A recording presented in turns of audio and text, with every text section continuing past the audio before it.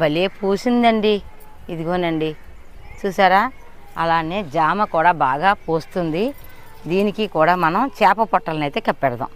ఇదిగోనండి ఉన్నదే ఈ డ్రమ్లో.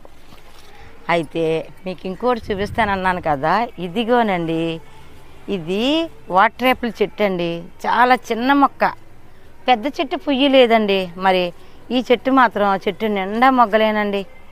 చూసారా, ఉన్నదే చిన్న వాటర్ టిన్లోనండి.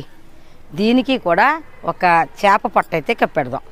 పువ్వులు పూసిన వాటికి ఇచ్చాం కదండి, మనం ఇది ఎందుకనో పువ్వులు అయితే రాలేదండి, దీనికి ఇద్దామండి.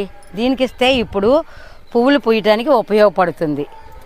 చూసారా, ఇలా మనం చిన్న గొయ్యి తీసుకుని ఆల్రెడీ కిచెన్ వేస్ట్ ఉల్లిపాయలు వేసిన మట్టి అండి, ఎంత గుల్లగా వచ్చేస్తుందో చూసారా. ఇందులో మనం ఇప్పుడు అరటి పండ్లు 2 అవి 2 ఇస్తానండి.